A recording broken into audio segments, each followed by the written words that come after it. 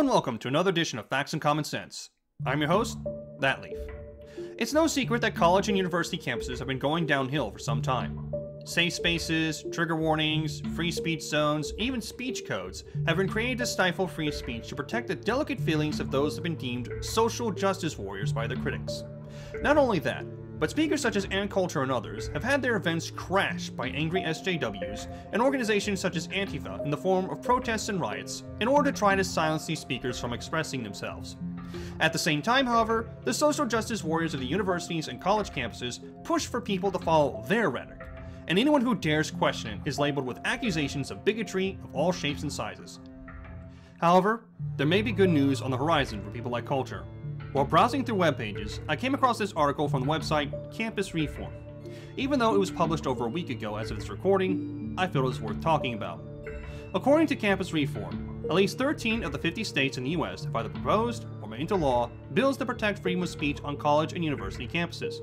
By looking at the map as well as the news stories involved with these bills, we see that Virginia, Tennessee, Colorado, Utah, and Arizona have already made free speech bills into law. States like Illinois, Kentucky, Wisconsin, North Carolina, Georgia, Louisiana, Texas, and California have these bills in consideration.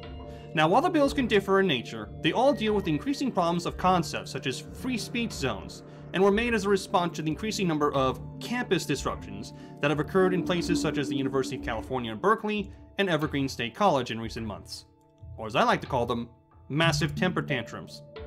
Now, a couple of these bills even propose certain punishments on those who try to block others' freedom of expression. For example, a bill in Illinois has a clause that, in the event a student tries to infringe upon someone's freedom of expressions twice, then the campus can expel said student.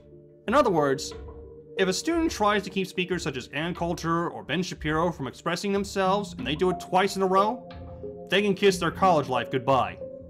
These bills, particularly the one introduced in Wisconsin, are modeled after the Goldwater Institute's report on freedom of speech on college campuses and the call for model legislation.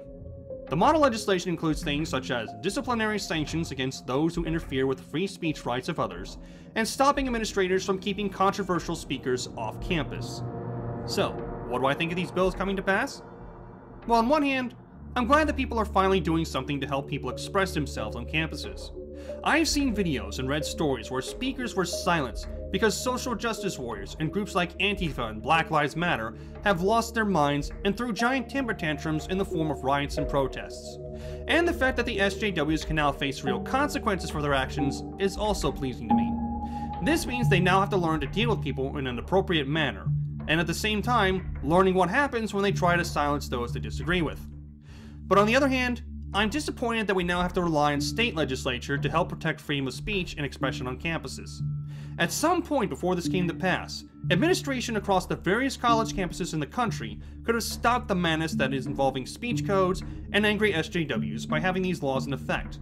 But instead, campuses like Evergreen State College and Berkeley have decided to do either nothing to stop these infringements on freedom of speech, or even help stifle this expression by banning speakers they don't like. So to the SJWs and groups similar to Antifa, I only have this to say to you. You brought this on yourselves. At any point before these laws were started to be considered, or even passed, you could have realized that your attempts to silence your opponents was wrong, and that maybe, just maybe, you should have just left them alone. At some point, you could have realized that your opponents could have decided to do the same things that you've done if they had wanted to. They could have decided to block liberal speakers, like the founder of the Young Turks, from coming on campus, or even try to silence you from expressing your liberal viewpoints. With that in mind, you could have realized that it was best to let others express themselves when they allowed you to do the same. But no, you decided it was a good idea to try to silence anyone you disagreed with. And thanks to you, there are now laws being passed or considered that, should you break them, can result in you being given the boot from the college or university that you attended.